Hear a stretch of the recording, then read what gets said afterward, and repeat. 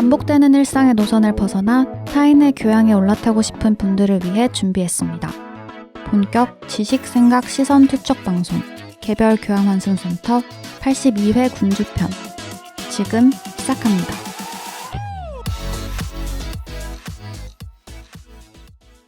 안녕하세요. 안녕하세요. 안녕하세요. 반갑습니다. 자기소개를 먼저 하고 시작을 해보겠습니다. 저는 정치사회와 문화 콘텐츠를 좋아하는 장빈동입니다. 다양한 문화를 넘나들며 공연과 미디어의 세계를 탐방하고 싶은 유랑킴입니다. 비주류와 마이너 감성을 좋아하는 허유생입니다. 문화예술을 즐기는 따뜻한 인상주의자 김순태입니다. 반갑습니다. 반갑습니다. 반갑습니다. 이번 주는 한 주 동안 어떻게 지냈는지 이야기를 해보고 시작을 하도록 하지요. 어떻게 지내셨나요? 저는 오래간만에 추천드릴 전시가 있어가지고 다녀왔습니다. 네. 네. 저희 현대미술 편에서 바나나 얘기했던 거 혹시 기억하시나요? 바나나를 벽에 붙였는데 그게 예술이 됐다. 얘기 저희 편집된 것 같아요. 얘기했는데. 예전 그 초반부 에피소드에 네네. 조영남 씨 얘기하면서 편집하신 것 같아요. 네, 빈둥님이. 하도 오래돼가지고 기억이 나지 않습니다. 그래요? 네. 벽에 바나나를 붙였는데 그게 그 자체로 예술이 됐어요. 그게 이슈가 됐었는데 이슈가 됐던 이유는 이 작품이 12만 달러에 팔렸습니다. 네. 그런데 그 후에 또 이슈가 됐는데 왜 이슈가 됐냐면 한 행위예술가가 그 바나나를 떼어 먹어버린 거예요. 그런데 놀랍게도 그 이후에 더 가치가 오르고 더 이슈가 됐어요. 네. 그래서 현대미술계에서 예술이란 뭐지? 그 가치는 어떻게 정해지는 거지에 대한 물음표를 던진 작가인 마우리치오 카텔란이라는 작가가 있거든요. 그 사람 약간 난해한 작품 하는 사람 아니에요? 조금 이상하게 생긴 애가 자전거 타고 돌아다니고. 맞습니다. 맞죠? 네. 네, 저희 얘기 나눈 적 있거든요. 그래요? 네. 이 분의 전시가 지금 리움미술관에서 열리고 있는데요. 네. 이 작가는 현대예술계에서 가장 재능이 있고 가장 부유한 예술가 중에 한 명이라고 평가를 받아요. 네. 그리고 그렇게 평가받을 만한 가치가 있다고 좀 느껴졌어요. 왜냐면 작품 자체가 너무 재밌고 네. 뭔가 생각거리를 던져주고 논란거리, 이슈거리를 되게 재밌게 던져주는 작가라는 느낌이 들었거든요. 그래서 기회가 되신다면 7월까지 리움미술관에서 무료로 네. 전시를 열고 있어서 한번 보고 오시면 좋을 것 같아서 추천을 드리고요. 하나의 안 좋은 점은 사전 예약이에요. 그런데 피켓팅입니다. 근데 인기가 많더라고. 네, 맞아요. 네. 그래서 타이밍을 잘 보셔서 예약에 성공하신 후 다녀오시면 좋을 것 같다는 생각이 들었어요. 저도 가고 싶어졌습니다. 그거 보자마자. 갑시다. 그래요. 네, 좋아요. 좋아요. 두 분은 딱히 관심을 안 보이시는 것 같은데. 잘 몰라가지고. 그거 네. 보면은 되게 그 일반적인 작품 같지가 않아서 네. 오히려 흥미로우실 수도 있는데. 네. 그런데 제가 단언컨대 두 분 모두 좋아하실 것 맞아, 같아요. 맞아. 네. 두 분은 기본적으로 그런데 좋아하시니까. 네. 네. 문제는 접니다. 제가 일단 가고 싶다는 마음이 생겼으니까 네. 혹시나 시간이 맞으면 같이 가도록 하시죠. 무료에 좋습니다. 끌리신 거 아니에요? 무료예요? 무료입니다. 심지어? 네. 좋습니다. 좋은데요? 꼭 먹고 알먹고죠. 네. 네. 유생님은 어떻게 지내셨나요? 저는 아마데우스라는 연극을 보고 왔는데요. 네. 그 영화 아마데우스랑 내용이 거의 비슷해요. 네. 그래서 굉장히 재밌게 보고 왔고 네. 차지연 배우가 살리에리 역할을 하셨고 네. 제가 굉장히 좋아하는 전성우 배우님께서 네. 모차르트 역할을 하셨는데 네. 세종문화회관에서 굉장히 재밌게 보고 왔습니다. 보통 그렇게 성별을 바꿔서도 하나요? 다른 캐스팅 보면은 남자분도 있더라고요. 네. 살리에리 역할에. 근데 이번에는 굉장히 특이하게 여자 살리에리를 볼 수 있었어요. 재밌겠다. 네. 만족하십니까? 조금 아쉬운 점이 있었지만 전반적으로 굉장히 재밌게 봤습니다. 그래요? 아쉬운 점이 뭔가요? 약간 좀 굉장히 설명적인 연극이었어요. 대사가 굉장히 많았어요. 대사량이. 네. 그 텍스트 양이 너무 압도돼가지고 좀 정신이 없었다는 점. 조금 피곤할 수 있겠네. 네. 근데 대극장에서 올라와서 그럴 것 같아요. 왜냐하면 어쨌든 대극장에서 올라오면 일반 사람들의 시선에 맞춰서 일반 대중들이 이해하기 쉽게 하다 보니까 좀 네. 설명적으로 좀 친절하게 진행이 되지 않았나 싶네요. 근데 마지막에 뒤로 갈수록 좀 과하다는 느낌이 좀 들었거든요. 그래요? 감정선도 너무 과하다 이런 느낌이 들어서 그거 말고는 굉장히 잘 만들어진 연극이 아닌가 싶었어요. 지금 고민하시는 청취자분들께 추천합니까? 아니면 다음 거를 보시라. 추천합니다. 추천합니다. 재밌습니다. 그럼에도 불구하고 추천한다. 네. 장점이 더 많다. 네네. 알겠습니다. 유랑님은 네 어떻게 지내셨는지. 저는 강릉에 당일치기로 갔다 왔어요. 오토바이 타고 갔나요? 아니요, 차 타고 갔어요. 트럭이에요? 맞습니다. 트럭 타고 갔습니다. 네. 그래서 동생이랑 남자친구랑 같이 셋이 갔어요. 와. 되게 특이한 조합인데 그러네. 네. 나름 또 잘 맞는 조합이어서 굉장히 어. 재밌게 갔다 왔고 네. 네. 가서 회도 먹고 바다도 보고 하면서 머리를 좀 비워내는 시간을 가졌습니다. 아. 좋으셨겠다. 싸우지 않았습니까? 굉장히 평화로웠습니다. 아. 왜냐면 아직 안 친하거든요. 그 둘이 네. 평화롭겠네요. 저도 일주일을 아주 보통과 같이 지냈습니다. 아, 무료하게 보내셨군요. 네, 손목을 아. 회복하면서 아, 빨리 에피소드 갖고 와요. 손목 얘기를 며칠째 하고 있는지 모르겠는데 좀 특이한 점이 있습니다. 뭐죠? 제가 그동안은 스트레스를 받으면 뭘로 풀지 모르겠다 자주 말씀드렸잖아요. 네. 해소 방법을 하나 찾았습니다. 오. 뭐예요? 코인 노래방을 아. 오. 자주 다니기 시작했어요. 우와. 오. 어떤 노래 부르세요? 그거는 말씀드릴 수가 없어요. 너무 궁금한데. 저는 오래된 노래를 좋아하기 때문에 아. 요새는 이제 유재하 씨 노래에 빠져가지고 오. 가면 이제 90년대로 돌아가는 거예요. 어. 돌아가서 이제 저만의 감성에 빠지면서 네. 좀 스트레스가 풀리더라고. 좋네요. 역시 청승이 최고예요. 그래서 저는 보통 다 같이 가는 노래방에서는 잘 못 부르거든요. 네. 또 혼자 있으니까 너무 마음 편하게 부르면서 갔다가 나와서 집에 가는 길이 굉장히 상쾌하더라고. 그래서 앞으로 좀 정기적인 루틴이 되지 않을까 싶고 이번에 또 코인 노래방에서 노래를 많이 불러보면서 네. 우리가 그래도 언젠가 음악을 다뤄야 되지 않을까. 네. 음악이나 아니면 가수에 대한 이야기도 해보면 재밌겠다라는 생각이 들어서 네. 조만간 또 추진을 해보도록 하겠습니다. 뭐 이렇게 많아? 할 게 너무 많아. 일단 말부터 질러보는 거예요. 저희 청취자분들을 뵙는 날이 만약에 있다면 이제 확보됐네요. 유생님 춤추시고 빈둥님 노래 부르시고. 너무 좋은데요? 그러면 저희는 진행하고. 그 두 개에 필적할 만한 본인들도 해야 된다는 거. 진행 저희. 맞아요. 누군가 진행을 해야 되잖아요. 진행은 누구나 할 수 있어. 본인 두 명도 이제 잘 생각해 보시길 바랍니다. 네. 알겠습니다. 네, 그래서 오늘은 지난주에 이어서 군주편의 두 번째 에피소드를 진행하게 될 건데 네. 오늘은 유랑님께서 맡아주시겠습니다. 맞습니다. 저는 그 상사의 4사분면 중에 네. 똑똑하고 부지런한 유형을 맡았어요. 네. 똑부 유형. 네, 맞습니다. 똑부 유형. 이게 사실 군주나 리더 위치에 있는 사람들 중에서는 가장 흔한 유형이 아닐까 싶은데 네. 혹시 본인이 경험하거나 뭐 알고 있는 똑부 유형의 상사나 그런 뭐 에피소드 있으신가요? 근데 말씀해주신 대로 대부분의 위인들이 똑부 유형이라서 맞아요. 가장 많이 알고 있는 것은 세종대왕이 아닐까요? 음. 가장 똑똑하고 부지런하고 이러다 보니까 네. 특히나 신하들이 일어나기도 전에 일어나가지고 여러 가지를 시키고 이런 것들이 다 사료로 증명되어 왔으니까 아마 똑부 유형하면은 가장 많이 떠올리는 게 세종대왕이 아닐까 네. 싶은데 보통 성군이라 불리는 유형들이 다 똑부 유형이라고. 네, 뭐 정조도 맞아요. 그렇고 네, 네. 네. 이 똑부 유형의 군주들이 마음씨가 좋으면은 아주 신하들도 편한데 마음씨가 안 좋으면 정말 고생하는 것 같아요. 맞아요. 신하들이. 네. 근데 그래서 또 아마- 신하들은 고생하지만 백성들은 또 살기 좋은 그쵸. 그런 환경이 펼쳐지니까 어쩌면 또 제가 암살당하기 쉬운 유형인 것 같기도 해요. 맞아요. 아, 맞아. 너무 맞아요. 사람 피곤하게 만드니까. 그렇지, 그렇지. 그럴 수도 있겠네요. 그래서 저는 오늘 다들 똑부 유형하면 굉장히 많은 리더나 군주를 떠올리실 것 같은데 네. 제가 오늘 똑부 유형의 군주로 소개할 인물은 햄릿입니다. 네. 혹시 조금 의외라고 생각하지 않으셨나요? 그렇죠. 햄릿은 보통 우유부단의 대명사 이렇게 알려져 있잖아요. 맞습니다. 근데 햄릿의 내용이 기억나십니까? 저는 기억나요. 네. 저도요. 오. 네. 저만 안 나나요? 이러면 또 무식해 보이는데. 나중에 줄거리를 간단하게 소개해드릴 그럽니까? 거라서 걱정 안 하셔도 다행입니다. 괜찮습니다. 네. 맞습니다. 근데 유생님이 말씀하신 것처럼 햄릿이 굉장히 우유부단한 사람의 대명사예요. 실제로 햄릿 증후군이라는 말이 있어요. 그래서 선택을 해야 하는 상황에서 뭔가 결정을 내리지 못하고 뒤로 미루거나 남한테 결정을 해달라고 맡기는 사람이 겪고 있는 그런 선택 장애 그런 거를 햄릿 증후군이라고 부르기도 하고 네. 또 햄릿형 인간이라는 말이 국어 사전에도 등재가 되어 있습니다. 오.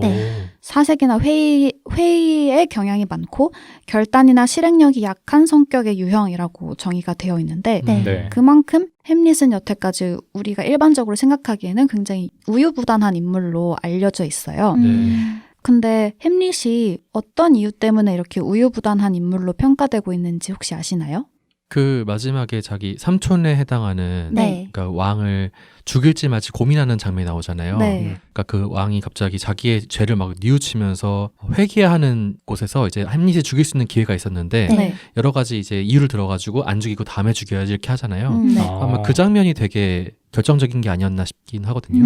근데 그래요? 저는 그렇게 사람들이 생각하는 큰 이유 중에 하나가 이 햄릿의 사색 과정을 책에 너무나도 상세히 담고 있기 때문이라고 생각하거든요. 아. 그래서 저는 오늘 유랑님이 이렇게 햄릿 정해주셔가지고 너무 떨렸어요. 왜요? 떨렸다고 하는 게 표현이 맞나? 왜? 햄릿이 정말 다채로운 인물이에요. 그리고 똑똑한 인물이거든요. 네. 그래서 사람들이 오해하는 게 저는 조금 안타까웠던 찰나에 유랑님이 소개를 해주신다는 거예요. 그래서 신났어요. 햄릿 대변인이신가? 뭘 그렇게 구체적으로 알고 있어? 왜냐하면 이 햄릿이라는 저는 책을 통해서 많이 접했는데 네. 셰익스피어의 이 문장이 정말 재치가 있고 아. 유려하거든요. 맞아요. 정말 재미있어요, 책이. 그래서 소개를 오늘 받아보시면 두 분이 아마 이 책이나 아니면 이런 극 자체를 한 번 더 읽고 싶다는 욕망이 생기지 않을까, 네. 욕구가 생기지 않을까라는 생각이 듭니다. 순트님은 햄릿에 대해서 굉장히 잘 알고 계신가 보네요. 잘 알지는 않은데 네, 좋아하는 인물이에요. 너무 좋습니다. 좋아하는 인물이에요. 그러니까 네. 좋아하는 소설을 좋아하는 희곡을 넘어서 그 인물 햄릿 자체도 자체에 자체를 대해서 좋아하세요? 되게 매력적으로 느끼는 인물이에요. 아, 그래요? 네. 어떤 그거를- 지점에서 그게 그렇게 생각하세요? 궁금하네. 일단 본인 앞에 선택권이 상당히 그게 초반에 주어지거든요. 네. 사실 삼촌을 죽일까 말까 하는 그 고민과 기회가 제가 봤을 때는 초반부터 계속 있어요. 네. 그런데 본인이 신념이 있고 본인이 옳은 길이 뭔지에 대해서 계속해서 생각하기 때문에 그래서 망설이는 거거든요. 망설인다는 표현이 저는 안 어울린다고 생각을 하는 게 선택의 기로에서 본인의 신념에 대한 가치와 내가 이 행동을 했을 때 자신의 신념을 저버리는 것의 사이에서 고민을 하는 인물이에요. 그러니까 누군가에 의해서 휘둘리는 사람을 보통 우유부단하다고 네네. 우유부단하다고 말하는데 네, 햄릿 같은 경우는 그렇다기보다는 신중함에 좀 가까운 인물이네요. 그렇죠. 본인의 신념을 다하는 인물이라고 저는 봤거든요. 그런데 그 과정에서 말재간이 너무 좋아요. 그래서 말하는 그 재치가 정말 뛰어나거든요. 아, 그래요? 네, 그리고 그 재치 안에서 본인의 신념을 표현하는 말 문구들이 정말 유려해요. 그래서 저는 좋아하는 인물입니다. 그럼 유랑님도 동의하시는 편이에요? 네, 저도 동의를 하는 편이고 오늘 마침 순트님께서 이렇게 햄릿의 대변인으로서 설레하고 계시니 너무 마음이 놓이고 있습니다. 많이 도와주시면 좋겠어요. 제가 햄릿을 전혀 모르는 사람으로서 네. 이제 무식한 사람들을 대변해가지고 저는 햄릿을 좀 더 객관적으로 바라보겠습니다. 오늘 햄릿 팬들이 많아가지고 좀 당황스러운데 저는 그 햄릿 얼라이브라는 2017년작 뮤지컬 봤거든요. 네. 거기 햄릿 주인공이 홍광호 배우랑 오. 고은성 배우였어요. 네. 우와. 그러니까 다 정말 멋있는 분들이셔가지고 네. 네. 저도 그래서 햄릿에 대한 호감도가 있어요. 멋있는 분들이 연기했으니까. 뭐 이상한 데서 호감을 느끼셨는데 좋습니다. 네. 아까 그 유생님이 말씀해 주신 것처럼 햄릿을 우유부단한 사람이라고 판단하는 이유가 대부분 두 가지인데 네. 아까 유생님이 언급하신 것처럼 삼촌을 죽일 수 있는 기회가 있었는데 그때 망설이고 죽이지 못했다. 네. 요거 네. 하나가 있고 한 가지는 그 저희가 햄릿하면 가장 쉽게 떠올리는 그 명대사 있죠. To be or not to be? 맞습니다. 죽느냐 사느냐 그것이 문제로다.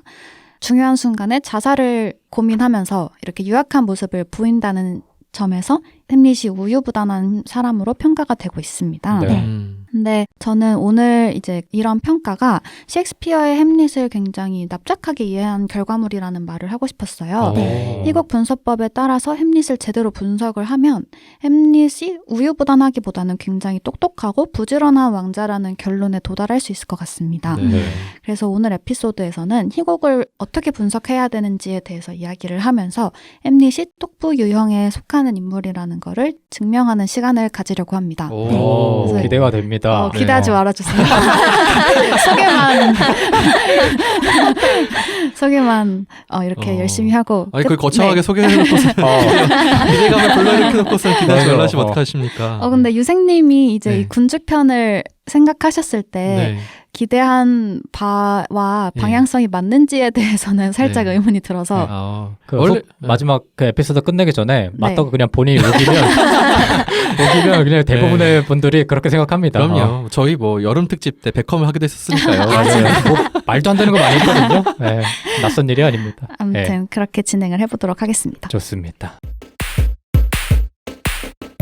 먼저 그러면 햄릿에 대해서 소개를 좀 해드리려고 해요. 네. 햄릿은 윌리엄 셰익스피어의 4대 비극 중에 하나고 저희한테 굉장히 익숙한 작품이라고 할 수 있습니다. 네. 원래 제목은 햄릿이 아니고 덴마크 왕자 햄릿의 비극이에요. 네. 그러면 빈둥님은 햄릿에 대해서 뭐 얼마나 알고 계시죠? 본인이 생각하는 것보다 적게 알고 있다고 생각하시는 게 좋을 것 같은데 언제 한번 읽기는 했던 것 같은데 그러니까 제가 왜 기억하고 있냐면 네. 그 4대 비극을 다 몰아서 읽었던 기억이 있어요. 근데 헷갈리는 거야. 그 당시 어렸을 때 읽었기 때문에 네. 그래서 기억이 막 난잡하게 이어지면서 지금 기억하고 있는 거는 그런 명대사 정도? 그냥 그 다음에 간략한 줄거리 정도. 얘가 처한 상황 정도밖에 알고 있지 못해요. 맞아요. 사실 저도 원래는 그 명대사랑 햄릿이 복수극을 계획하고 있었다 정도만 네. 알고 세세한 줄거리는 사실 모르고 있었거든요. 네. 이제 그러고 나서 원작을 읽게 됐는데 생각보다 상황이 굉장히 복잡하고 음. 인물들이 엄청 많이 등장을 하더라고요. 네. 그래서 그 줄거리에 대해서 일단 먼저 간단하게 설명을 드리려고 합니다. 네. 그 배경은 12세기 덴마크 왕국 수도인 엘시노어 성이고요. 덴마크 왕이 갑자기 죽어요. 그래서 그 왕의 동생인 클로디어스가 왕위에 오릅니다. 네. 근데 그러고 나서 이제 왕의 왕비였던 거트루드가 이 왕의 동생과 재혼을 해요. 그래서 이제 햄릿의 입장에서는 아버지가 갑작스럽게 죽고 어머니는 아버지의 동생과 재혼을 하고 작은 아버지랑. 맞습니다. 그리고 삼촌이 심지어 왕위까지 즉위를 하니까 네. 굉장히 혼란스러운 상태에 빠지고 이제 자살 충동을 느낄 만큼 우울증을 겪고 그 어머니에 대한 원망도 있었고 아무튼 네. 상태가 좀 삐리한 상태였습니다. 원래 삼촌하고 사이가 안 좋았나? 그건 아니지만 어쨌든 어머니가 삼촌이랑 네. 재혼을 한다면 싫어할 수밖에 없지 않을까요? 맞아요. 그럼 어머니가 막 제대로 막 설명을 안 해줬나 보네. 근데 설명을 해줘도 네. 이해 안 되는 맞아요. 상황이죠. 납득 안 되지. 돼요, 돼요 납득이? 그러니까요. 내일 아니잖아. 그러다가 이제 햄릿에게 네. 큰 사건이 발생을 하는데 네. 궁 초소에 밤마다 유령이 나타난다는 말을 듣게 돼요. 그래서 이거를 확인하려고 자기 친구인 호레이셔랑 경비병이랑 같이 초소에 갑니다. 네. 네. 그래서 선왕의 유령을 진짜 마주하는데 유령이 햄릿에게 이야기를 해줍니다. 자기가 그 삼촌 클로디어스에 의해서 독사를 당했다. 그 유령이 아빠였던 거야? 네네네. 네, 맞아요. 네. 그래서 자기 자고 있는데 귀에 독약을 부었다고 말을 해줍니다. 네. 네. 그러면서 복수를 해달라고 햄릿에게 말을 맞아요. 해요. 그것도 너무 극적이잖아요. 귀에다 그 독을 부었다는 게 맞아요. 너무 신선해. 근데 그게 뭐 연극 같은 거 보면은 그런 식으로 되게 잘 표현이 돼요?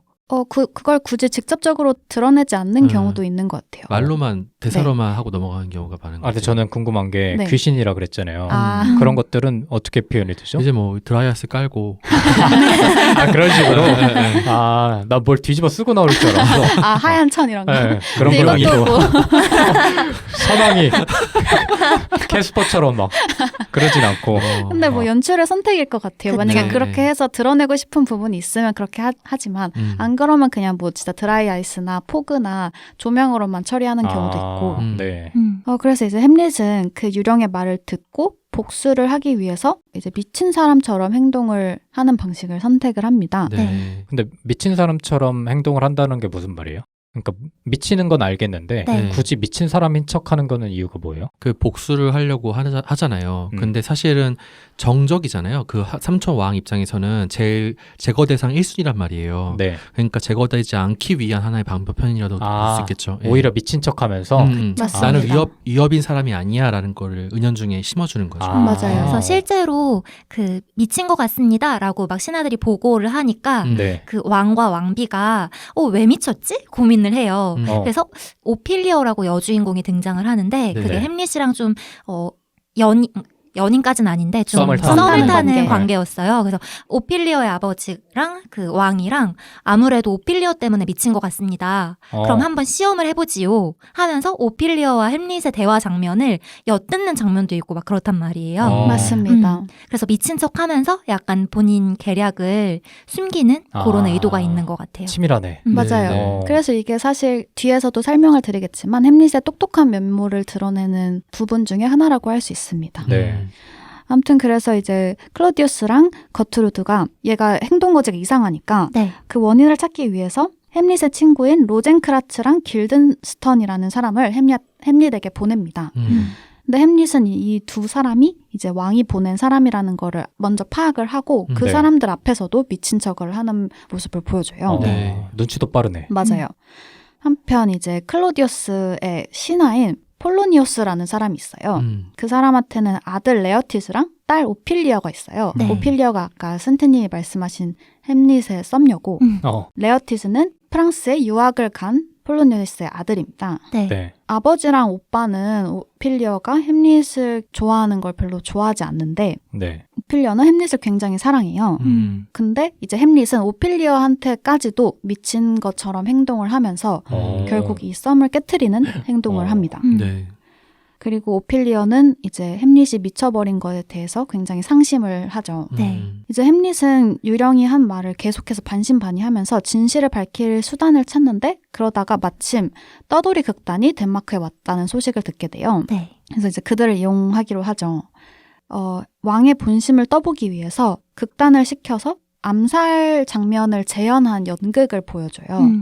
그래서 연극에서도 똑같이 그 영주의 사촌이 영주를 죽이기 위해서 독사를 하고 영주의 아내까지 차지하게 된다는 그런 내용을 구성을 해서 연극으로 보여줍니다. 네. 이제 이 연극을 직접 본 왕은 자기가 한 거니까 굉장히 찔릴 거 아니에요. 네. 그래서 그 연극을 보다가 자리를 박차면서 나가고 그걸 보고 햄릿은 저 사람이 죽인 게 맞구나라는 확신을 하게 되는 거죠. 시험해본 거네. 맞아요. 네. 떠보기 위해서 이 연극을 준비를 한 거예요. 네. 네.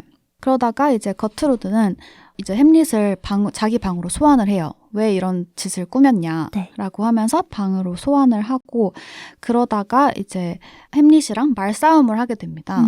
어머니한테 어떻게 이럴 수 있냐라고 뭐 그런 얘기를 했겠죠? 맞아요. 네. 요런 네. 포인트에서 이런 글이 나오거든요. 어머니가 햄릿한테 너 때문에 내 심장이 반쪽이 됐다. 두 동강이 났다. 하니까 햄릿이 뭐라고 하냐면 그럼 썩어빠진 반쪽은 버리시고 맑게 남은 반쪽만 가지고 살아가시라고 막 이런 식으로 말을 해요. 되게 문장들이 재밌어요. 진짜 작살납니다. 아, 그래요? 네. 그럼 어머니가 뭐라 그래? 뭔 소리야? 야, 뭔 소리 하는 거야? 이런 식의 대사를 계속 한다라는 네, 거죠, 햄릿이. 맞아요. 그래서 이제 어머니 방으로 가다가 기도 중인 클로디우스를 발견을 하게 되는데 그게 네. 아까 유생님이 말씀하신 그 케이스예요. 클로디우스가 기도를 하고 있어요. 근데 그 장면을 보고 사실 죽일 수 있었는데 기도 중에 죽이면 천국으로 갈까봐 그거를 방지하기 위해서 죽이지 않는 방법을 선택을 합니다. 네. 아무튼 이제 어머니랑 말싸움을 하다가 그 벽걸이 뒤에 커튼에서 뭔가 인기척을 느껴요.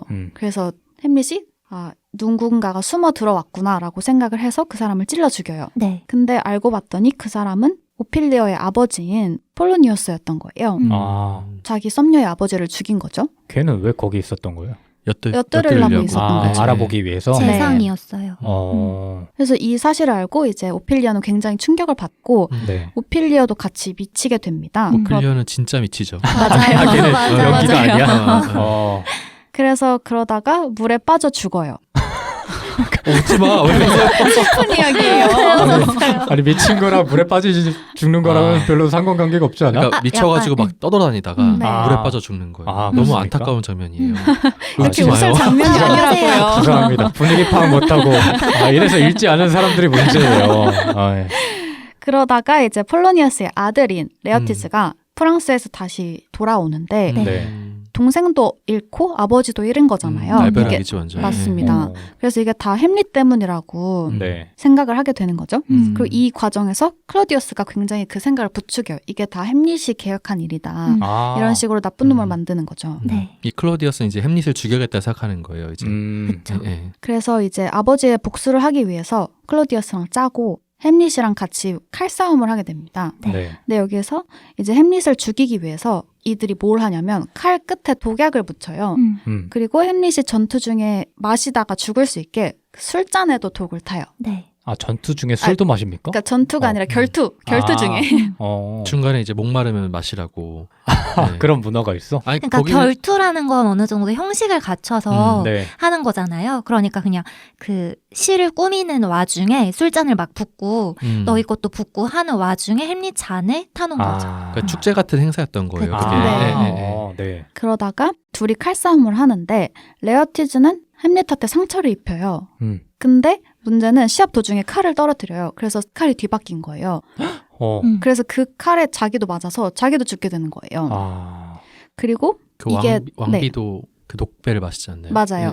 죽기 전에 왕비가 그 실수로 햄릿 잔에 있던 술을 마셔서 독약을 먹고 죽게 되는 거죠. 네. 그래서 이제 레어티즈가 죽기 전에 이게 다 클로디어스의 계략이다라는 사실을 말하고 나름의 화해를 하고 둘 다 죽게 됩니다. 아, 엄마가 죽기 전에 사실을 말해줬네. 죽고 나서 그러니까 그 결투 이벤트가 있는데 네. 이 왕비가 그 햄릿의 잔 있잖아요. 그걸 네. 들으면서 우리 아들한테 뭐 축복을 내린다는 식으로 우리 아들을 위해서 건배 이런 식으로 하고 그걸 마시는 거예요. 일부러 마시는 거예요? 그냥 모르고 모르고. 마셨던 거예요. 근데 거기 독이 들어있었잖아요. 그리고 결투 중에 레어티스도 상처를 입고 햄릿도 상처를 입었는데 모르는 상태에서 이제 독이 막 퍼지고 있는 상태에서 이제 레어티스가 이게 다 저 왕이 꾸민 짓이다. 그래서 이제 그러면서 이제 다 이제 위기 상황으로 고조되는 거죠. 점점. 네. 맞습니다. 그리고 마지막에 햄릿이 그 클로디어스도 찔러요. 그 사실을 알게 되고 맞습니다. 찌르고 그 입에 독약까지 넣어서 왕까지 죽이고 결국은 햄릿도 죽고 모든 사람이 죽게 되는 그런 비극 엔딩을 가지고 있는 스토리입니다. 싹 다 죽죠. 그래서 맞습니다. 비극이구나. 맞습니다. 이런 줄거리를 들으셨을 때 빈둥님한테 이 햄릿은 어떤 인물로 느껴지셨나요? 근데 말씀하신 것만 들어봐도 진짜 똑똑하고 치밀하긴 하지만 동시에 안타까운 인물이기도 하네요. 네. 동정이 많이 가서 오히려 그래서 인기가 많지 않을까라는 생각도 들고 맞습니다. 매력 포인트가 무엇인지는 충분히 알 수 있었던 줄거리인 것 같아요. 그쵸.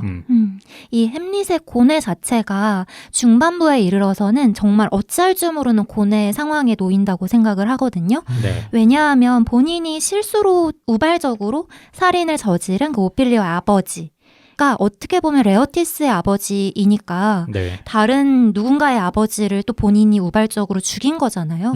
그런데 본인은 본인의 아버지의 복수를 하기 위해서 또 다른 살인을 계획하고 있단 말이죠. 그러니까 그 상황에 놓였을 때 햄릿의 고뇌는 쉽게 죽느냐 사느냐 요 문제가 아니라는 거죠.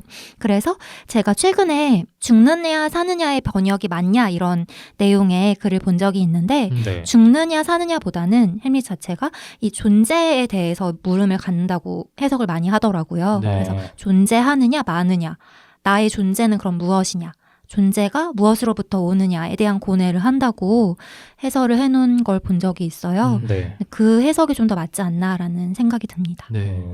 그리고 참 똑똑하고 부지런하다고 느껴지는 게 네. 햄릿이 어쨌든 자기조차도 희생할 것을 각오하고 모든 걸 꾸몄다고 생각이 들어요. 네. 그러니까 그런 점에서는 복수의 어떤 치밀한 계획 속에서 자기도 일부가 되어서 계획을 성공시켰다는 것 자체가 되게 이 사람은 안타깝지만 그래도 똑똑하고 부지런한 사람이 아닌가 싶기도 합니다. 그러면은 본인의 의도에서 벌어진 일은 아니겠지만 그 썸녀와 썸녀의 아버지가 결국 본인과 연관돼서 죽잖아요. 네. 그거에 대한 미안함을 갖고 있어요? 아니면은 뭐 그래도 내 복수를 위해서 상관없다 뭐 이런 스탠스인가요?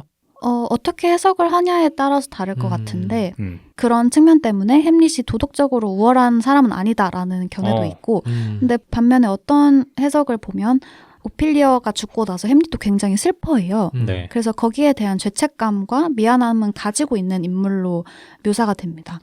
그래서 아까 유생님이 말씀하신 것처럼 어쨌든 이 복수 그 안에서 자기도 피해를 입는 거잖아요. 그렇죠. 네. 그래서 그게 이제 햄릿이 처한 상황의 비극성을 더 보여주는 장치로 작용을 하는 것 같기도 해요. 그리고 어떻게 보면은 자기가 복수하는 과정 중에서 예상치 못한 우발적인 사고들이 있었잖아요. 네. 네. 그럼에도 불구하고 그런 것들 다 어쨌든 접어두고 자기의 계획을 완성시킨다는 점에서 맞습니다. 굉장히 대단한 사람이라는 생각이 들기도 하고요. 맞아요. 맞습니다. 김일성도 완성시키기는 하는데 우리 일성 씨도 김일성 껴넣지 마세요. 끼어파기를 하세요. 좀 멍청해도 그래도 죄송합니다. 네, 어쨌든 맞습니다. 그래서 이제 승태님이랑 유생님께서 말씀해주신 것처럼 사실 햄릿은 굉장히 치밀한 면모를 보여주는 경우가 많고 네. 흔히 우리가 우유부단하다고 평가하는 그 두 가지 에피소드 죽느냐 사느냐라는 그 대사랑 삼촌을 죽이지 못한 그 두 가지 단편적인 대사나 상황으로만 평가하는 거는 마치 예를 들어서 뭐 해리포터가 닥쳐 말포이라고 했다고 그 한마디 때문에 해리포터를 굉장히 못된 학생처럼 보는 것과 같은 오류라고 생각을 해요. 네. 근데 그렇게 네. 사람들의 인식이 자리 잡게 된 데는 뭐 그 이미지들이 임팩트가 컸던 탓도 있겠지만 그 뒤에 작품화된 연극이나 아니면 여러 매체, 여러 컨텐츠들에서 그런 장면이 많이 부각이 됐나 보네요. 어쨌든 큰 굉장히 비중 있는 장면이기도 했고 네. 명대사로 알려지다 보니까 삼촌을 죽이지 못한 그 씬도 굉장히 임팩트 있는 장면 중에 하나거든요.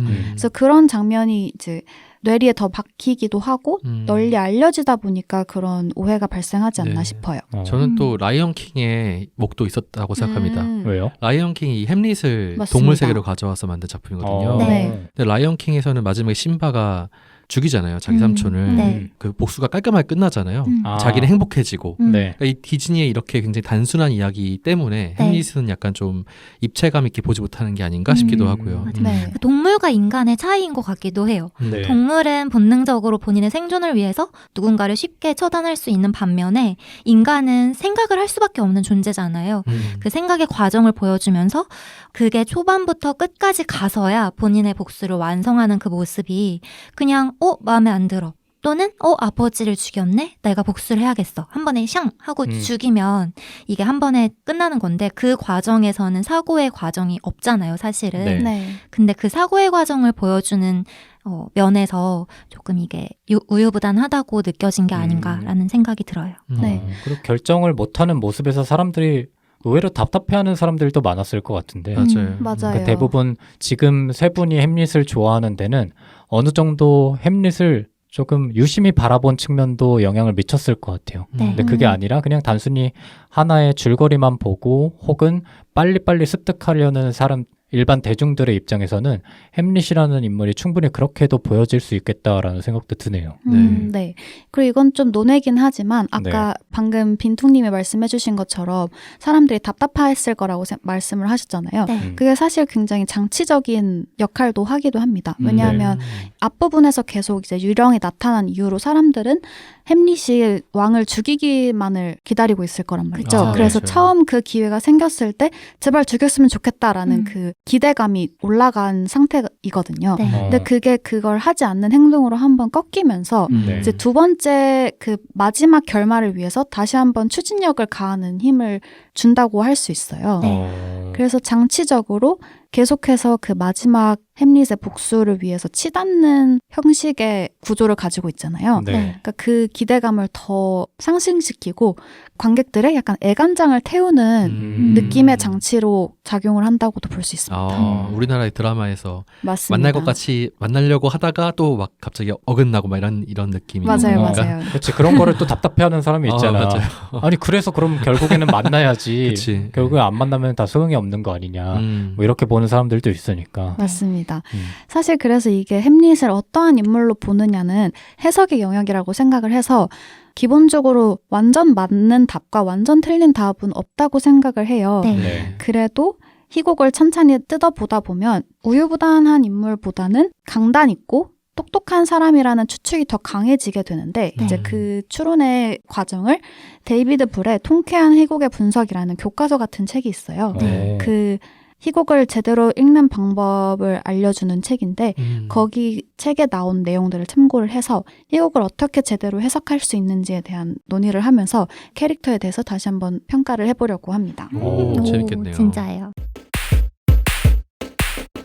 그래서 희곡을 바로 읽는 법에 대해서 좀 이야기를 해보려고 하는데 네. 네. 혹시 뭐 공연이나 드라마를 볼 때 본인만의 분석 방법 같은 게 있으신가요? 그 텍스트를 이해하려고 할 때 텍스트의 의도대로 해석을 하고 있는지를 점검하면서 예를 들어서 하는 방법, 본인만의 해석 방법 같은 게 있나요? 있을 리가요. 저희가 전공자도 아니고. 근데 저 학부 때 네. 시나리오를 써본 적이 있기 때문에 아. 그때 교수님이 하는 말씀이 항상 그거였거든요. 그러니까 모든 장면 하나하나 그리고 모든 대사 하나하나가 그 제작자의 의도가 연출자의 의도가 다 담겨 있어야 된다라는 어떻게 보면 당연한 말인데 이게 직접 그 시나리오를 쓰는 사람의 입장에서 생각해 보면 네. 그런 명확한 원칙을 잊게 되는 경우가 대부분이에요. 그러니까 쓰다 보면 그냥 여기에서 이런 대사를 쳐야지 다음 게 나오겠구나 이런 의도만 생기지. 네. 예를 들어서 이 대사가 혹은 이 인물의 이 행동이 전체적인 내 모든 그 시나리오에서 정말 막중한 역할을 하는 무언가가 아니라 그냥 그러다 보니까 나온 대사들이 많은 거예요. 행동도 네. 그렇고. 네. 근데 가끔 장편들을 보면 정말 의미 없는 대사들이나 네. 아니면 의미 없는 장면들이 나올 때가 많거든요. 네. 근데 단순히 스토리를 위해서, 스토리의 흐름을 위해서 배치된 장면들이 있는데 그게 아니라 장면 하나 그리고 대사 하나하나에 의미가 다 담겨져 있고 연출자의 의도와 전체적인 목적이 좀 다 있을 때 이거는 정말 탄탄하다라고 느낀 그런 작품들이 몇몇 있거든요. 근데 지금은 그런 작품들이 많이 없다 보니까 좀 분석할 때조차도 그냥 뭐 생각 없이 했겠지라는 생각으로 저도 보게 되는 것 같아요. 그래서 가끔씩 정말 치밀한 작품을 볼 때 대단하다라고 느끼는 경우가 많은 것 같아요. 그 치밀한 작품 생각나는 게 어떤 게 뭐 있으세요? 우리나라에서는 대부분 뭐 봉준호 감독 작품을 그렇게 얘기를 하니까 네. 실제로 기생충만 봐도 기생충에서의 여러 의미들이 계속 재해석되고 사람들이 다시 분석을 하고 이러면서 몰랐던 게 밝혀지고 이러잖아요. 네. 네. 그런 게 아마 그런 걸 의미하는 게 아닐까 싶기도 하고요. 근데 아까 유생님이 말씀하신 게 저는 사실 맞다고 생각하는 게 네. 일반 관객의 입장에서 희곡이나 이야기 구조에 분석을 하면서까지 관람할 필요는 없는 것 같기도 해요. 그렇죠. 네. 사실 그 과정 없이도 의도한 바를 제대로 해야 하는 거는 만드는 사람의 몫이라고 어느 정도 생각을 하기는 합니다. 네. 일반 관객 입장에서는 그냥 마지막에 극이 끝나고 나서 느껴지는 감정들 이런 것들 맞아요. 의미들을 생각해 보게 되고 거기서 다시 역으로 이런 의미 때문에 이런 장면이 있었구나 정도인 것 같다는 생각이 들거든요. 예. 그래서 이제 평론가랑 대중의 그 평가가 나뉘게 되는 게 네. 평론가 입장에서는 그렇게 얼마나 치밀하고 탄탄하게 작품이 만들어졌는가를 주로 본다고 하면 네. 대중들은 그냥 그 영화를 보고 느껴진 감정에 조금 더 초점을 맞추잖아요. 그렇죠. 그래서 이게 어긋날 때 저 평론가를 보고 뭐 너무 무슨 작품을 그렇게 세세하게 하나하나 따지냐 이렇게 바라보는 대중도 있고 그리고 따지면서 봤을 때 부작용들도 있는 것 같아요. 저 같은 경우는 한창 영화를 그렇게 좀 따지면서 볼 때 네. 하나하나의 의미를 다 생각해보게 되는 거예요. 저거의 상징은 뭘까? 저거의 상징은 뭘까? 하면서 보던 찰나에 어느 영화 감독의 인터뷰를 본 적이 있어요. 그래서 네. 그 영화 감독이 만든 그 영화도 되게 분분한 거예요. 의견이 이 상징은 뭐냐, 저 상징은 뭐냐 하는 와중에 인터뷰하는 사람이 뭐 이러이러한 것에 다 상징을 넣어서 만들었냐고 하니까 아니라고. 그런 본인은 그런 의도 맞아요. 없다고 이렇게 하는 인터뷰를 보고 그냥 내 몫이구나라는 생각을 했던 것 같아요. 그리고 그런 거에 너무 집착하다 보면 결국에 못 즐겨. 맞아요. 그 작품을 못 즐겨서 좀 부작용에 빠지는 경우도 많으니까. 네. 맞아요. 네. 그래서 사실 이렇게 희곡을 분석한다는 것 자체가 뭔가 연출을 한다거나 연기를 한다거나 할 때 필요한 스킬인 것 같기도 해요. 그래서 만약에 그런 부분에 관심이 조금이라도 있으신 분들에게는 좀 유용한 정보가 될 것 같고 그렇게까지 분석을 하면서 볼 필요성을 못 느끼더라도 만든 사람이 의도한 바를 정확하게 캐치해서 보고 싶으신 분들에게 좀 유용한 정보가 될 것 같다는 생각이 들었습니다. 답정너잖아요, 그러면. 다 알고 있었거든요. 일단 너네 얘기는 알겠고 이거는 알아둬야 돼. 근데 찾아지면 재밌으니까. 그렇죠, 그렇죠. 네. 근데 나는 궁금한 게 희곡을 바로 읽는 방법이 있는 것조차도 몰랐어 사실. 맞아, 저도요. 맞아. 네. 뭐 명확한 그런 책이 있는지도 몰랐고. 근데 바로 읽는 것이라는 말 자체가 네. 조금 어폐가 있는 것 같아요. 왜냐하면 사실 희곡도 정말 해석이 많이 열려있는 텍스트다 보니까 네. 네. 정말 정답은 없지만 이렇게 읽다 보면 작가가 의도한 바를 더 정확하게 캐치할 수 있다라는 정도의 팁을 준다고 생각을 하시면 됩니다. 네. 알겠습니다. 먼저 희곡은 행동의 집합체라고 볼 수 있어요.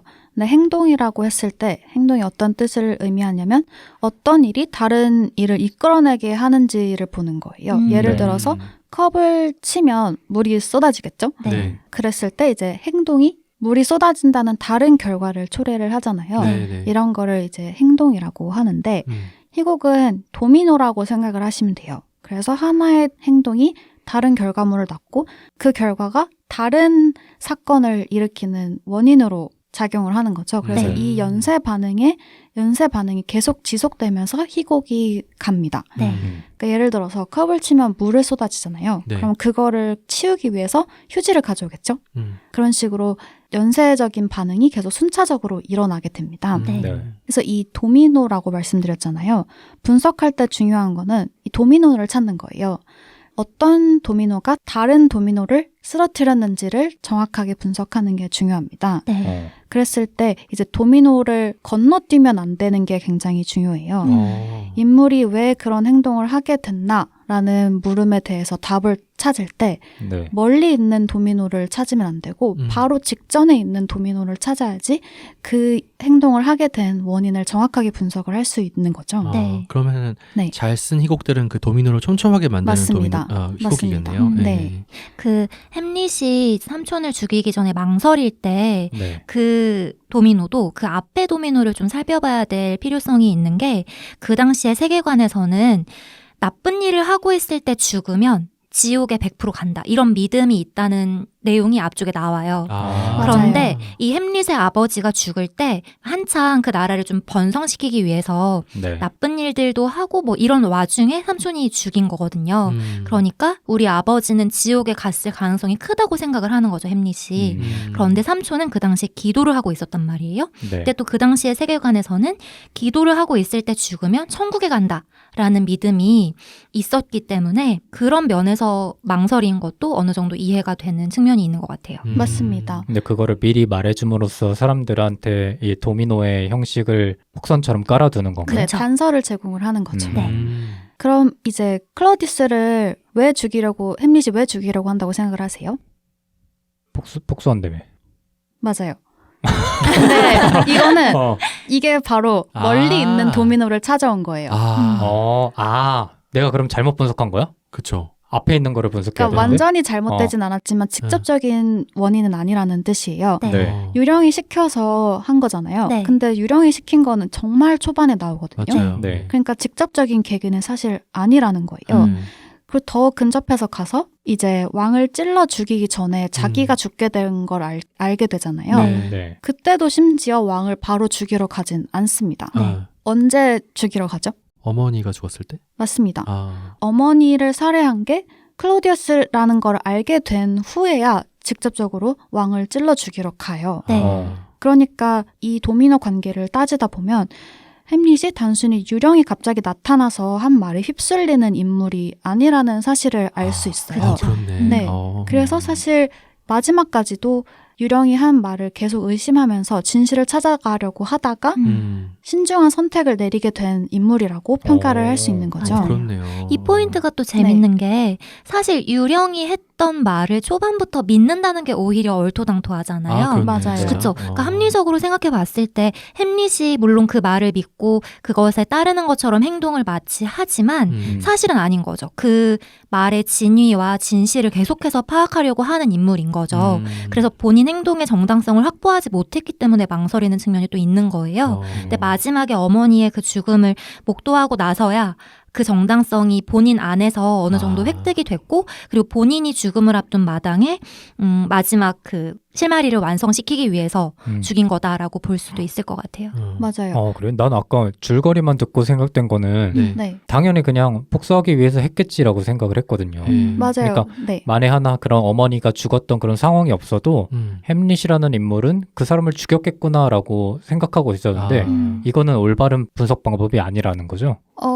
물론 유령 때문에 복수를 하기 위해서라는 건 맞는데 네. 그거는 굉장히 큰 맞아요. 초반부의 명분만을 제공하는 거고 맞아요. 그거를 네. 세밀하게 그 도미노를 하나하나씩 쌓은 작품이 정말 훌륭한 작품인 그쵸. 거고 맞아요. 네. 그렇지 않고 그냥 단순하게 유령의 말을 듣고 죽이는 과정을 그리기만 하면 덜 촘촘한 훌륭한. 네, 촘촘한 극이 아니겠죠.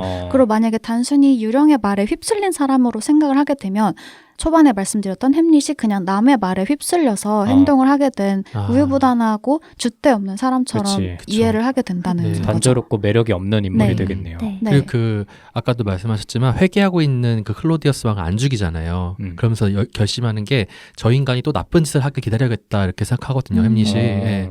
근데 직접적으로 이 사람이 자기를 햄릿을 죽이려고 하는 그 계략을 짠 거를 다 알게 되고 네. 네. 그게 명분을 완성시켰다고 볼 수도 있을 것 그쵸. 같고 또 이 클로디어스 왕이 굉장히 치밀하게 준비하잖아요. 네. 그러니까 그 레어티스의 칼에도 독을 묻히고 또 혹시 이걸로 안 죽을까봐 독배도 좀 준비하고 맞아요. 근데 그 독배로 갑자기 유탄을 맞아서 어머니가 돌아가시고 이런 것들이 어떻게 보면 되게 잘 짜여 있는 이야기라고 이거 볼 수 되게 있죠. 집중해서 봐야겠다. 그죠, 그죠. 맞아요. 이게 요약본으로 보면은 안 돼.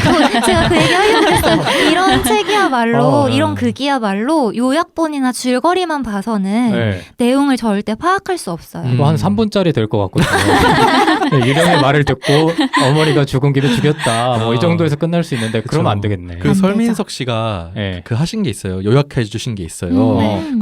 그것만 듣고는 잘 네. 모르죠. 아, 그렇겠네. 네.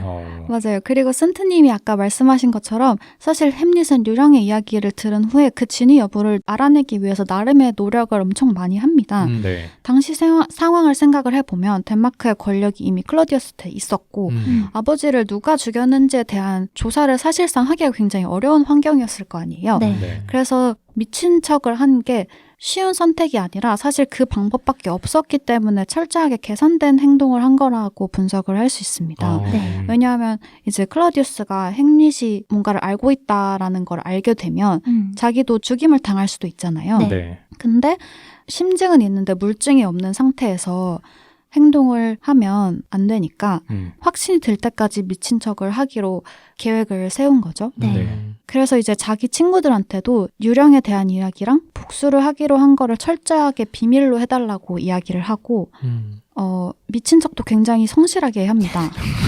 그래서 이제 부지런하네. 네, 맞아요. 오피리어 앞에서도 오피리어와 다른 모든 사람들이 햄릿은 미쳤다라고 할 만큼 네.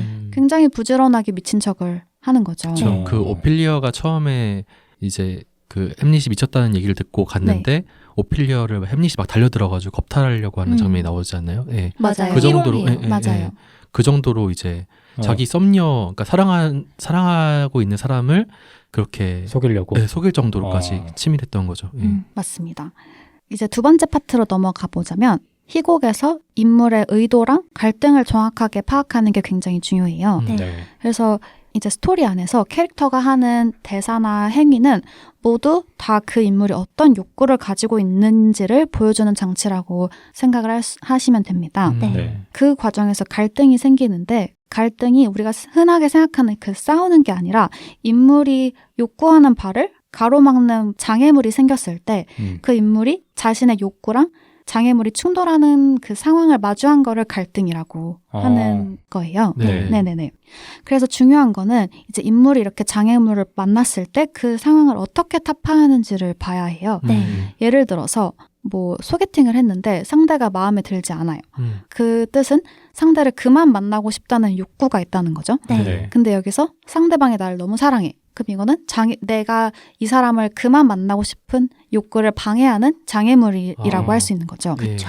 그랬을 때 이제 그럼 어떻게 할 거냐가 그 인물에 대해서 많은 것들을 이야기해 준다고 할 수 있습니다. 예를 들어서 그냥 직접적으로 나 너 싫어 이렇게 얘기할 수도 있고 네. 네. 아니면 나 알고 보니까 죽을 병에 걸렸대 이렇게 말할 수도 있고 사실 이 상황을 어떻게 타파하는지가 인물의 성격이나 행동에 대해 다음 행동의 동기에 대해서 많은 거를 설명해 줄 수 있다는 그렇죠. 거죠. 그러면 이제 아까 계속 말씀하셨던 삼촌을 죽일 수 있는 기회가 왔을 때 왜 죽이지 않느냐에 대해서 이야기를 해볼 수 있을 것 같아요. 네. 네. 아까 센트님이 말씀하신 부분이랑 굉장히 맞닿아 있다고 할 수 있는데 네. 여기에서 햄릿의 욕구가 뭔지를 파악을 해야 됩니다. 네. 햄릿은 클로디어스를 가장 고통스럽게 죗값을 치르면서 죽기를 바라잖아요. 네. 네. 근데 여기에서 이 욕구를 가로막는 장애물은 수프가 기도를 하고 있다는 겁니다. 네. 그래서 이제 이 상황을 타파하기 위해 그 욕구를 관철시키기 위해서는 이 타이밍에 죽이면 안 된다는 결론에 다다르게 되는 거죠. 그래서 기도를 할 때가 아니라 그 합당한 벌을 받을 수 있는 타이밍을 기다리게 되는 그런 결론을 얻게 됩니다. 네. 네. 그리고 여기서 햄릿의 또 하나의 욕구는 본인의 행동이 정당한 행위임을 바라는 것 같아요. 정당한 맞아요. 행위? 정당한 행위, 내가 삼촌을 죽이는 게 마땅한 행위다라는 거를 바라는 인물인 것 같다고 저는 그러니까 스스로 느꼈거든요. 생각하기 아니면 주변 사람들이 스스로도 그렇고 생각하기? 주변도 그렇고. 그런데 그 시점에서의 삼촌의 그런 행위는 아직 밝혀지지 않은 상황이거든요. 그러니까 본인의 욕구를 실현하기엔 부족한 상황이었던 거죠. 네. 그러니까 실제로는 그 연극을 해가지고 가짜 연극을 해가지고 이제 클로디어스 왕의 반응을 보는 것만으로는 네. 정말 죽였다라고 말할 수 있는 어떤 증거가 되지 못하는 거잖아요. 그러니까 마지막까지 끌고 가서 정말 확증이 들었을 때 그때 삼촌을 죽인 거니까 그러니까 완벽한 어떤 설계를 하는 인물이라 볼 수도 있겠죠. 그럼 그 마지막 즈음에 됐을 때는 일반 사람들에게도 알려지나요? 그 왕이 그런 작전을 짜고 벌인 일이라는 게? 그걸 위해서 레오티스라는 인물이 있었던 거죠. 레오티스랑 그 삼촌이 짜고 햄릿을 죽이려고 했던 거니까 그 삼촌의 악행들이 밝혀지는 거죠. 이게 왜 궁금했냐면은 네. 마지막에 그 햄릿이 자기뿐만 아니라 모두한테 그 왕의 지난 날들의 행적이 알려진 다음에 죽이면 그 사람의 잘못이 다 까발려지게 되는 거잖아요. 뭐 그래서 약간 명예를 회복하고 이런 측면도 있나 해서. 근데 제가 느끼기에는 그게 까발려지는 걸 원한다기보다는 본인 신념을 지키려는 것 같았어요. 그러니까 내가 이 사람의 죄가 덜 드러났을 때 죽이는 거는 용납할 수 없는 거예요. 그래 스스로. 그렇죠. 그리고 죽기 전에 그 자기 친구인 호레이쇼에게 이 모든 사실을 사람들에게 알려달라고 말하고 죽기는 합니다. 그 호레이쇼가 원래 자기도 따라 죽으려고 그러거든요. 그러니까 나 때문에 유령을 만났고 그래서 네가 죽음을 맞이한 게 된 게 아니냐. 이것도 죄책감 때문에 따라 죽으려고 했는데 햄릿이 말려요. 너는 살아남아서 모든 걸 알려라 이렇게. 너는 할 일이 있어. 그렇죠. 그리고 그 죽느냐 사느냐 이 명대사 있잖아요. 네. 이 대사가 아까 센트님이 말씀하신 오피리어랑 우연을 가장한 만남을 꾸며냈을 때 네. 오피리어를 만난 햄릿이 하는 대사거든요. 그 구체적인 상황이 어떻게 되는 거죠? 그럼? 그 대사가 왜 나오게 된 거죠? 사실 굉장히 갑작스럽게 하기는 해요. 그러니까 햄릿을 그 클로디어스가 불러요. 그래서 일부러 오피리어랑 마주치게 해요. 그래서 그 대화를 하다가 나온 말이에요. 이런 거 아닐까요? 그 오피리어를 만났으니까 이제 사랑하는 사람 있잖아요.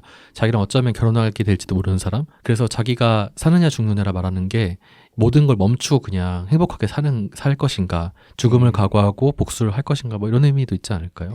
그리고 이제 햄릿이 계속 미친 척을 하면서 자기가 우울증이 있는 사람이라는 걸 굉장히 어필을 하고 다닙니다. 네. 그래서 그 클로디어스가 자기 친구 2명을 보내서 스파이처럼 보냈다고 말씀드렸잖아요.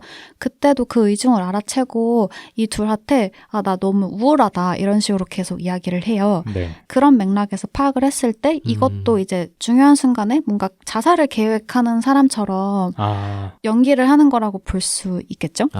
네. 근데 이 부분에 대한 해석도 굉장히 많은데 그 중에 하나가 이제 이 독백의 의도를 파악하는 거예요. 네. 그래서 클로디어스가 친구들을 보냈을 때도 이 친구들이 자기를 스파이하려고 보낸 사람이라는 걸 알아채잖아요. 네. 그런 것과 같이 클로디어스가 자신을 불렀을 때 이때 뭔가 이미 염탐하는 사람들이 있을 거라는 걸 알았을 거라는 해석도 있습니다.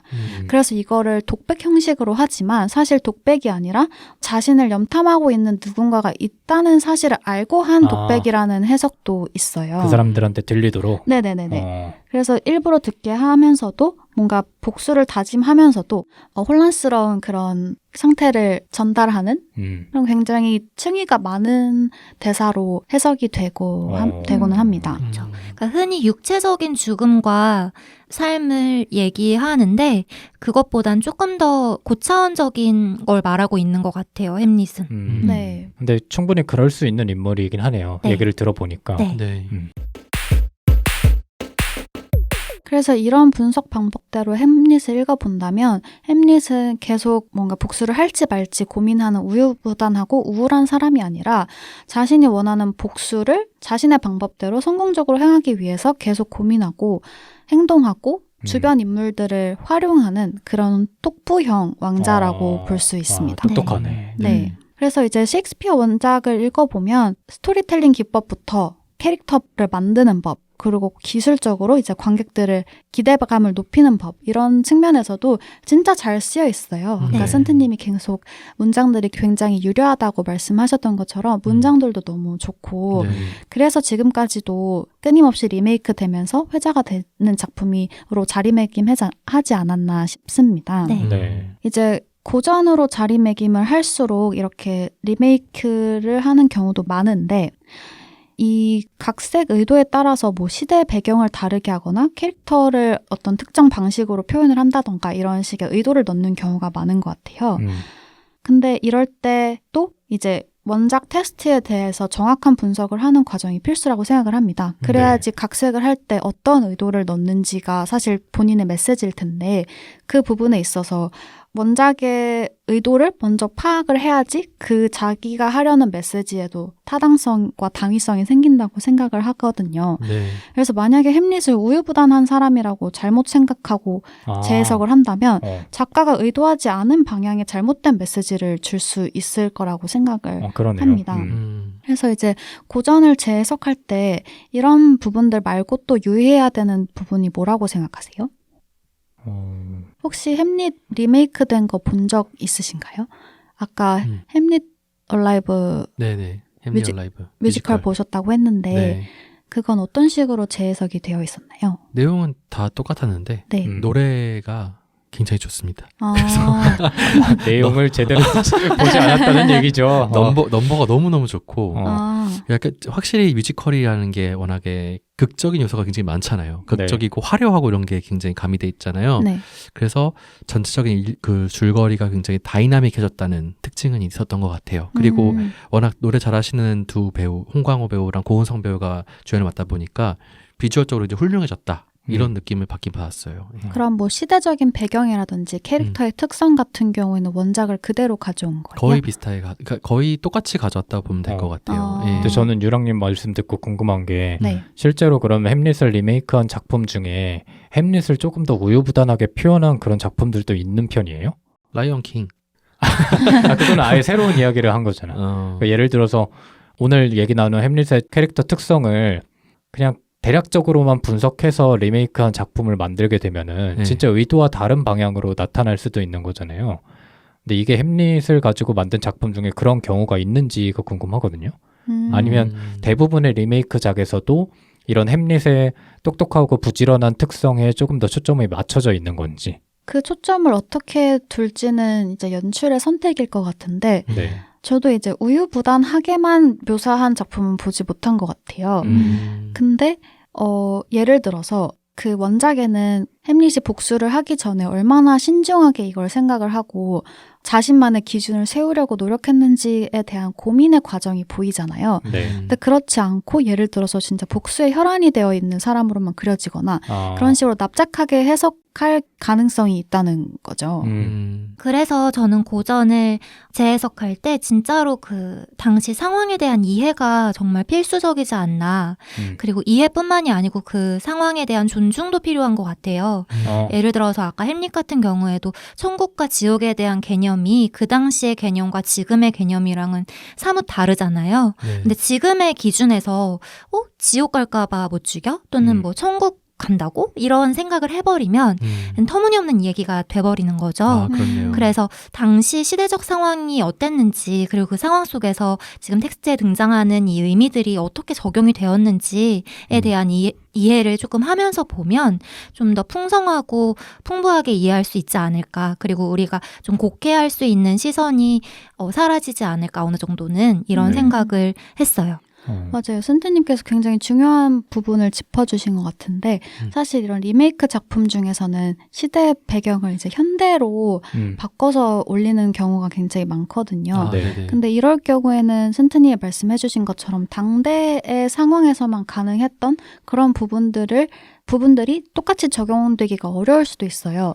그러면 이거를 결국 관객들한테 어떻게 납득시킬지를 마련하는 게 각색자의 몫인 것 같은데 그런 부분에 굉장히 유의를 해야 되지 않나 싶습니다. 그러니까 간혹 그런 거 있잖아요. 예전의 상황을 네. 예전의 고전을 리메이크한 작품 중에 그냥 정말 그대로 갖고 와서 배우만 지금 배우로 써서 하는 경우가 있는데 네. 그럴 때 발생하는 그런 해석상의 문제들을 관객의 입장한테만 돌려버리는 그런 경우도 있거든요. 네.